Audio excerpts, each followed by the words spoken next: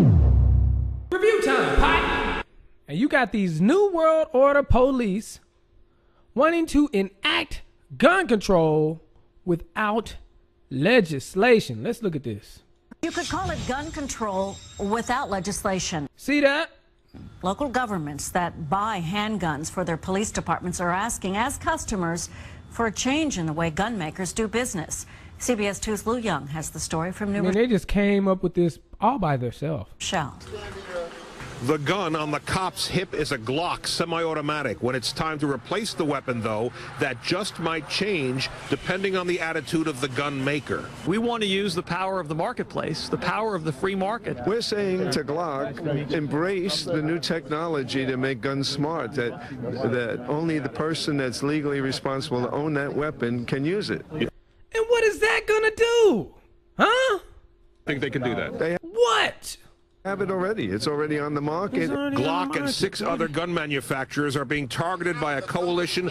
If a person is going to shoot somebody, doggone it, they just gonna shoot him. The gun ain't smart enough to stop him. Please don't shoot him. He's innocent.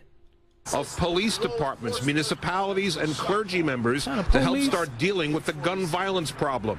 Smart gun technology that locks That's it. That'll stop crime. the gun to unauthorized users is one avenue. The other is tracking inventory. 59 different jurisdictions are asking the gun companies to produce distribution records. Since July, we've had 21 illegal handguns taken off the street, and that is troubling. Locally, this gun initiative called Do Not Stand Idly By was announced at news conferences in the city, up in Bridgeport, Connecticut, and here in New Rochelle, in a neighborhood that's seen 5 shootings in recent weeks. The heartbreak of gun violence is everywhere. So how the smart guns gonna stop that, huh?